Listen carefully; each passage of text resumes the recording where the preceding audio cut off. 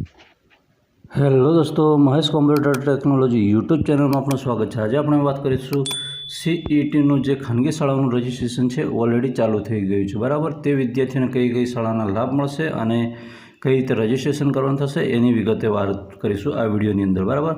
તો જોડાયેલા રહેજો અંત સુધી। હવે સૌપ્રથમ તમારે ગૂગલ ક્રોમ કે જે હોય ખોલી દેવાનું રહેશે, એક બ્રાઉઝર ખોલવાનું રહેશે, બરાબર। તો ગૂગલ ક્રોમની અંદર જઈને તમારે શું કરવાનું રહેશે, તો GSSY ગુજ ઇન આવું કરીને લખવાનું રહેશે। સૌથી ટોપ નંબરની ઉપરની એક વેબસાઇટ આવશે, બરાબર। અને વેબસાઇટ આવશે એની પર તમારે ક્લિક કરવાનું રહેશે। ઘણા વ્યક્તિઓ છે એમના ફોનની અંદર આમાં જે અપડેટ નથી હોતું, એટલે કે એના કારણે પ્રશ્ન આવે છે કે વેબસાઇટ ખુલતી નથી। તો નીચે જઈને એડવાન્સનું બટન હશે, એડવાન્સ એમ લખેલું આવશે, એની પર ક્લિક કરવાનું રહેશે। પછી એના પછી એક પ્રોસેસ એમ કરીને આવશે, એની પર ક્લિક કરશો એટલે ફટ દઈને આવા ઇન્ટરફેસવાળી આ ઢીંગલાવાળી વેબસાઇટ ખુલી જશે, બરાબર। હવે આપણે વાત કરીશું કે તમારે રજિસ્ટ્રેશન કરવા માટે ક્યાં જવાનું રહેશે। તો આ વેબસાઇટ ખુલી ગઈ એટલે સૌથી પ્રથમ અહીંયાથી ધીમે ધીમે નીચે તરફ હાલી જવાનું છે। નીચેની તરફ જશો તો તમને એક વસ્તુ દેખવા મળશે। અહીંયા શું દેખવા મળશે, CET બજેટ સ્કીમ 2025 એવું દેખવા મળે। એમાં તમારે વિદ્યાર્થી રજિસ્ટ્રેશન છે ત્યાં જવાનું રહેશે। ક્યાં જવાનું રહેશે, વિદ્યાર્થી સ્ટુડન્ટ રજિસ્ટ્રેશન, બરાબર। વિદ્યાર્થી રજિસ્ટ્રેશન પર જવાનું રહેશે ને એની પર ક્લિક કરવાનું રહેશે। એની પર તમે જેવું જ ક્લિક કરશો એટલે એક આવી કંઈક ઇન્ટરફેસવાળું આવું કંઈક ખુલી જશે, બરાબર। આવું તો અહીંયા આ અલગ અલગ છે। અહીંયા આપણે કશું કરવાનું નથી, આપણે ક્યાં જવાનું છે તો અહીંયા જે આ છેલ્લું છે, બરાબર, આ બટન આપણું સ્ટુડન્ટ રજિસ્ટ્રેશન છે, અહીંયા ક્લિક કરવાનું રહેશે, બરાબર। આ વિડીયો ગવર્મેન્ટના વ્યક્તિઓને પણ કામ લાગશે, કેમ કે અત્યારે સ્ટેપ બદલાઈ ગયા છે। લાસ્ટ ટાઈમ સ્ટેપ અલગ હતા, ગવર્મેન્ટનું જ્યારે રજિસ્ટ્રેશન થતું ત્યારે અને ખાનગી શાળાનું એ થતું ત્યારે, એટલે ગવર્મેન્ટના વિદ્યાર્થીઓ છે એમને પણ કામ લાગશે આ સ્ટેપ, બરાબર। તો અહીંયાથી તમારે ક્યાં જવાનું છે, સ્ટુડન્ટ રજિસ્ટ્રેશન। હવે આપણે અહીંયાથી જૂના સ્ટેપ ચાલુ થશે, જે ગવર્મેન્ટ સ્કૂલની અંદર હતા એ સ્ટેપ ચાલુ થશે, બરાબર। તો અહીંયા તમારે જઈને વિદ્યાર્થીના સ્ટુડન્ટ રજિસ્ટ્રેશન અહીંયા આઈડી હશે, તમે નાખશો તો ચાલી જશે। ના હોય તો આપણે સીધો બીજો રસ્તો બતાવી દઉં છું। સ્ટુડન્ટ આ જે સર્ચવાળું છે, પહેલા નંબરનું સર્ચ સ્ટુડન્ટ છે એમાં જવાનું રહેશે, બરાબર। એમાં જશો એટલે તમને સીધું ક્યાં લઈ જઈને પહોંચી જશે, તો અહીંયા હું તમને ક્લિક કરું છું એટલે તે તમારા ડિસ્ટ્રિક્ટ છે એમાં પહોંચી જવાનું રહેશે। દાખલા તરીકે હું લઈ જાઉં છું તમને મહીસાગર છે, પંચમહાલમાં લઈને પહોંચી ગયો। અહીંયા મેં હવે શું કર્યું છે, ડિસ્ટ્રિક્ટ પસંદ કરી દીધો છે। એની અંદર રહેલા બ્લોક છે, બ્લોક અહીંયા ઘણા બધા આપી દેવામાં આવેલા છે, તમે દેખી શકો છો, એટલે કે તાલુકાઓ, બરાબર।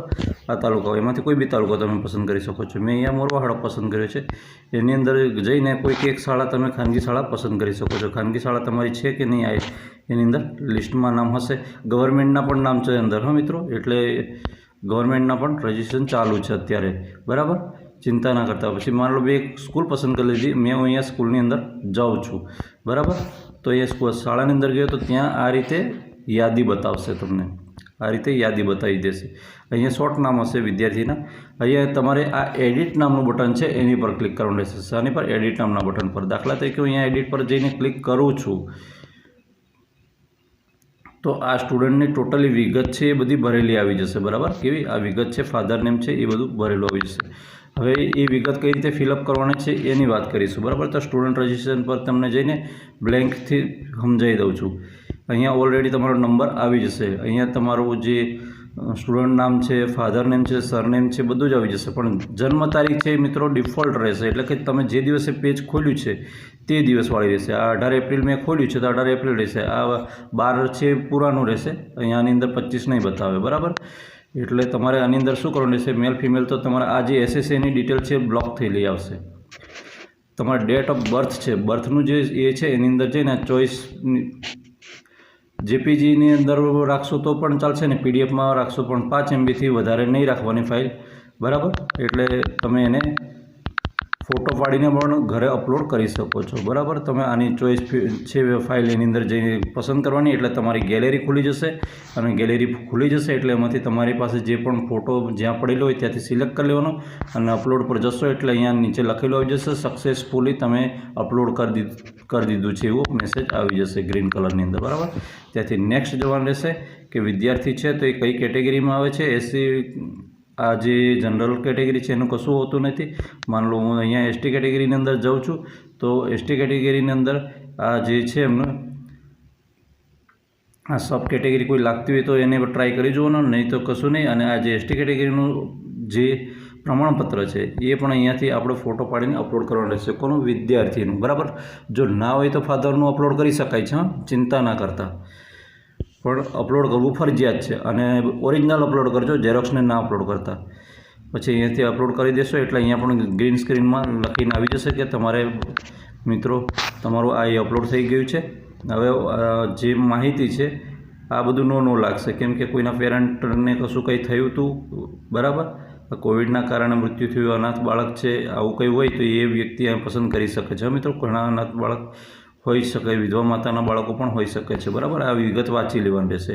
લાગુ પડતું એની અંદર તમે કોઈ એની અંદર જમીનની અંદર રહેલા છો એના વિશે ડિસેબિલિટીવાળું છે કોઈ હોય તો વિદ્યાર્થી એપ્લાય કરી શકે છે. 40% કે તેથી વધારે. હવે તમે સરકારી ગ્રાન્ટેડ શાળાની અંદર ભણ્યા હોય, બરાબર, તો આની અંદર યસ કરવાનું રહેશે. પણ અત્યારે આપણે શાની વાત કરી રહ્યા છીએ? ખાનગી શાળાના વિદ્યાર્થીઓ માટે. તો આમાં તમારે નો કરવાનું રહેશે. શું કરવાનું રહેશે? નો કરવાનું રહેશે. મોસ્ટ ઇમ્પોર્ટન્ટ યાદ રાખજો, નહીં તો તમારું ફોર્મ રિજેક્ટ થઈને આવશે. એટલે આની અંદર તમારે શું કરવાનું રહેશે? નો કરવાનું રહેશે.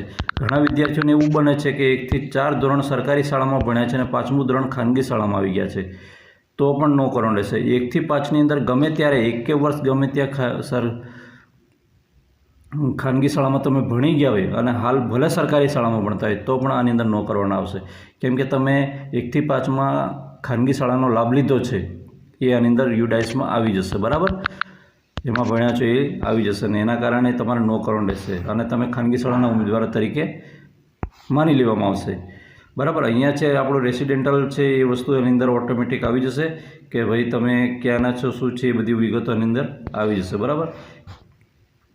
કઈ સ્કૂલમાં કેટલા સમય સુધી ક્યાં ભણ્યા બધું જ આવી જશે. પછી અરજ કરતા જે ઉપલબ્ધ યોજનાઓ, એટલે કે તમે તમારા માર્ક્સના અનુસંધાનમાં, બરાબર, તમે ખાનગી શાળાના વિદ્યાર્થી છો તો એના અનુસંધાનમાં તમારે કઈ સ્કીમ લાગુ પડે છે એ તમે અહીંયા જોઈ શકો છો. બરાબર. અને તમે એની સ્ક્રીનશોટ પાડી શકો છો. અહીંયા તો મેં વાત કરી છે આ ટોટલી આવી ગઈ છે, જેટલી છે એટલે ગવર્મેન્ટની બધી આવી ગઈ છે. બાકી અહીંયા છેલ્લી 3 છે, આ વિવેકાનંદ શક્તિવાળી, રક્ષા શક્તિ અને એકલવ્ય, આ છે ખાનગી શાળાના વિદ્યાર્થીઓ માટે. બરાબર. પછી એના પછી તમે નેક્સ્ટ આગળ જશો, અહીંયા તમારો વાલીનો મોબાઈલ નંબર આવે છે એ નાખશો અને અહીંયા સેન્ડ ઓટીપી પર ક્લિક કરશો. ઓટીપી આવશે, અહીંયા વેરીફાઈ કરી દેવાનો. પાસવર્ડ રાખવાનો રહેશે. પાસવર્ડ રાખશો તો હું દાખલા તરીકે સ્ટુડન્ટ છે તો આ લખેલું છે ને પહેલો કે કેપિટલ અક્ષર, એ રીતે તમારું નામ જે તે હોય એ કરી દેવાનું. પછી @ મારી દેવાનું. 1 2 3 4 અથવા પાછળના તમને જે મન ફાવે એ અક્ષરો લખી દેવાના. પણ યાદ રાખવો પડશે આ પાસવર્ડ. બરાબર. Most important. કેમ કે ચોઇસ ફિલિંગ વખતે આ પાસવર્ડ વગર ખુલે નહીં. એક વખત કન્ફર્મ થઈ ગયું એટલે થઈ ગયું, ક્યારેય નહીં સુધરે, એ તમને કહી દઉં છું. પછી હલવાઈ જશો. પછી અહીંયા આઈ એગ્રીવાળું કન્ડિશન છે એ કરી દેવાનું છે અને બધી આ શરતો મંજૂર છે અને સબમિટ કરીને રજિસ્ટ્રેશન કરી દેવાનું છે. એક તમારું રજિસ્ટ્રેશન આઈડી જનરેટ થશે. એ આઈડી જ્યારે નવેસરથી લોગિન થાવ તે વખતે એ આઈડી અને પાસવર્ડથી લોગિન થવું રહેશે. ક્યારે મિત્રો? ચોઇસ ફિલિંગ ચાલુ થશે ત્યારે. ચોઇસ ફિલિંગ ક્યારે ચાલુ થશે એની વાત આપણે નેક્સ્ટ ટાઈમ કરી દઈશું.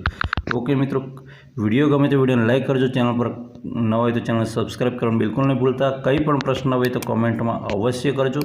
જવાબ આપવાનો પ્રયત્ન હું 100% કરીશ. જય હિન્દ. ફરી મળીશું.